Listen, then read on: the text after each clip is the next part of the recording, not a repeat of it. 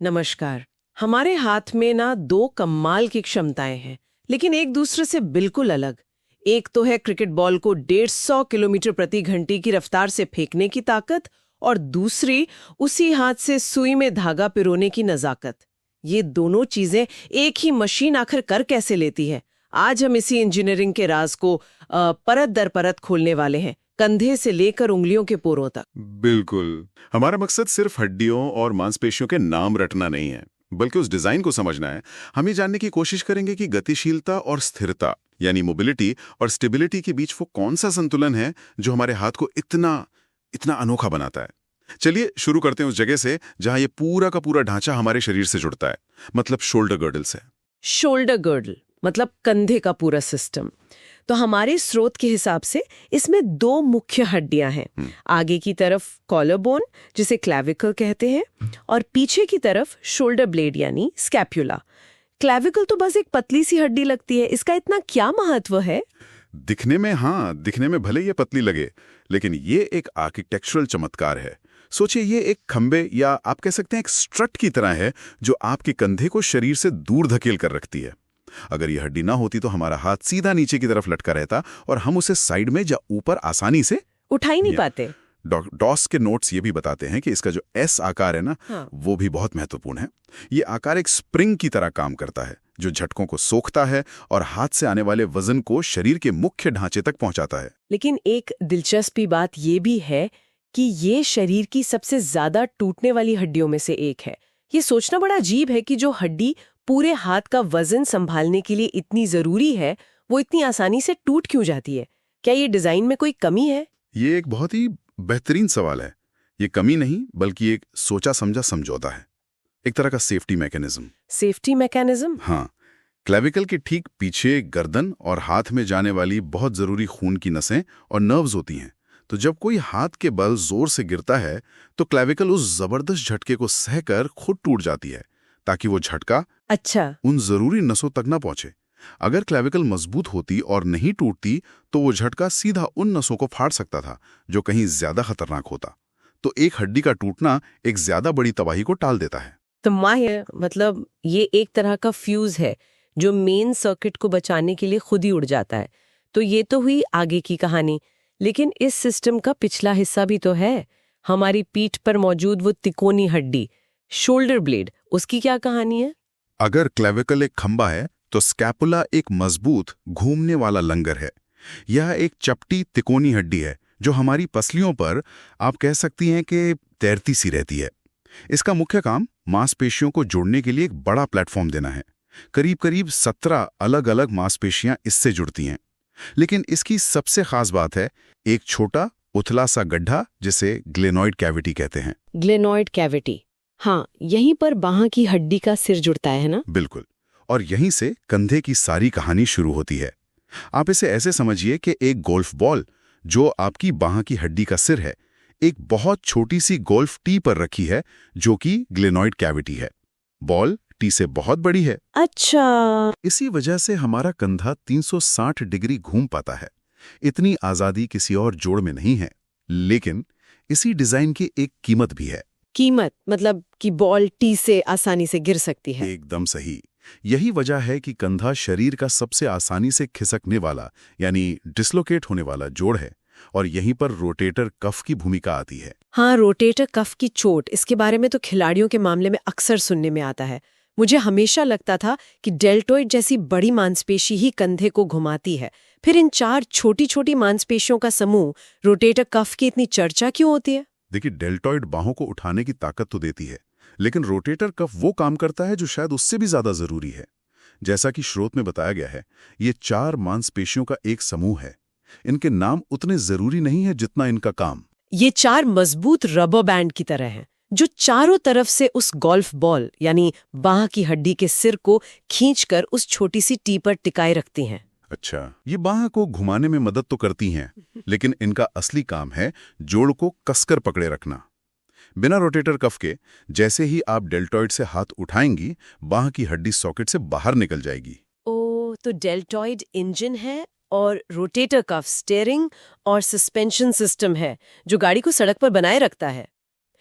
चलिए, अब कंधे से नीचे उतरते हैं बाहां पर, जहां सिर्फ एक ही हड्डी है, ह्यूमरस। ह्यूमरस, ये ऊपरी अंग की सबसे लंबी और सबसे मजबूत हड्डी है। इसके ऊपरी सिरे पर वही गोलाकार हेड होता है जो कंधे के जोड़ में फिट होता है। लेकिन यहाँ एक बहुत जरूरी जगह है जिसे सर्जिकल नेक कहते हैं। Surgical neck? हाँ, यह हेड के ठीक नीचे का थोड़ा संकरा हिस्सा होता है। इसे सर्जिकल नेक इसलिए कहते हैं क्योंकि बुजुर्गों में गिरने पर अक्सर फ्रैक्चर यहीं होता है। और हमारे स्रोत में इस जगह के पास से गुजरने वाली नसों का भी जिक्र है। ये तो काफी खतरनाक लगता है। हाँ, ये एक बहुत बड़ा क्लिनिकल पॉइंट है।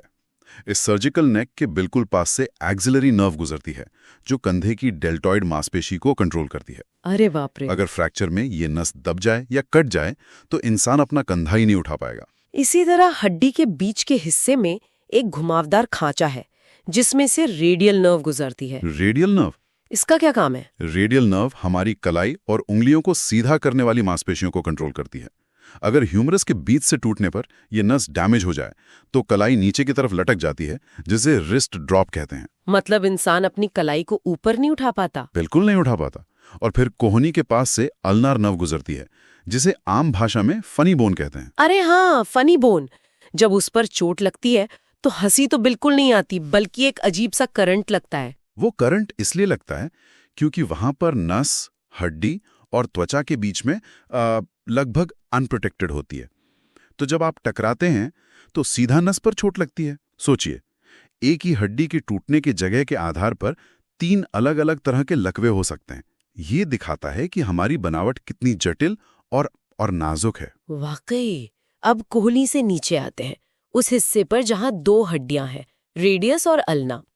यहाँ 2 हड्डियों की क्या जरूरत थी? एक से काम नहीं चल सकता था? यही तो असली जादू है। यही 2 हड्डियां हमें वो काम करने देती हैं जो बहुत कम जानवर कर सकते हैं। कौन सा काम? अपनी हथेली को ऊपर या नीचे घुमाना। इस मूवमेंट को प्रोनेशन और सुपोनेशन कहते हैं। आप इसे ऐसे समझ सकते हैं कि अल्ना कोहनी का मुख्य जोड़ बनाती है। ये दरवाजे के कब्जे की तरह है जो सिर्फ आगे पीछे हिल सकता है।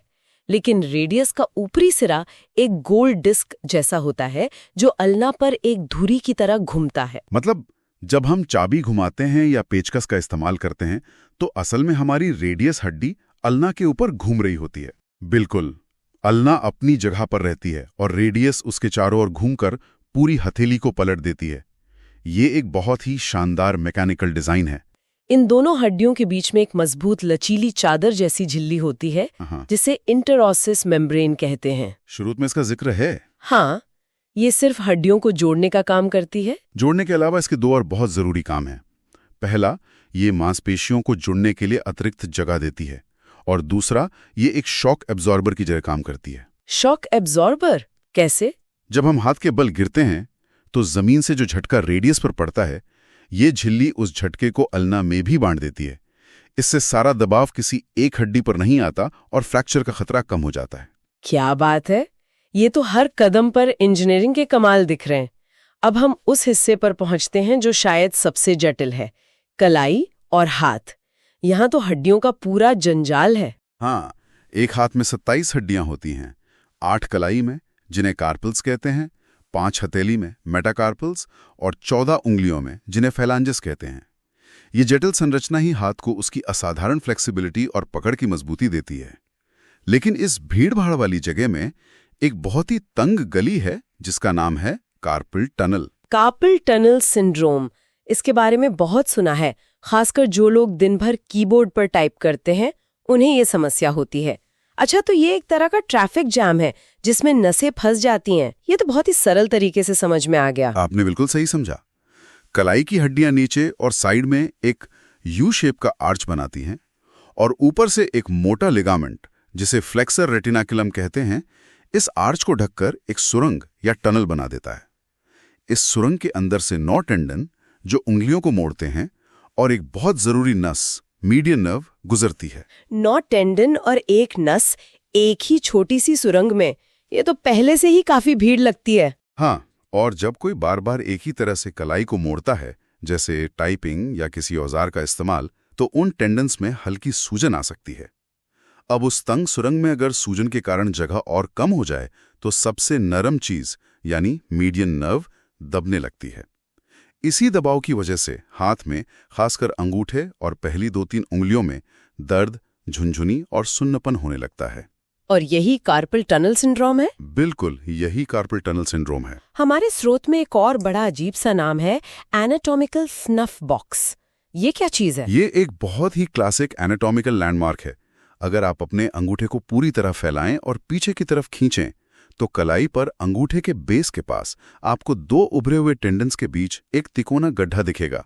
1 मिनट, हाँ, दिख रहा है। इसी गड्ढे को एनाटॉमिकल स्नफ बॉक्स कहते हैं। Snuff box. इसका ये अजीब नाम इसलिए पड़ा क्योंकि पुराने जमाने में लोग इस गड्ढे में चुटकी भर तंबाकू या स्नफ रखकर सूंघते थे। लेकिन इसका क्लिनिकल महत्व बहुत ज्यादा है।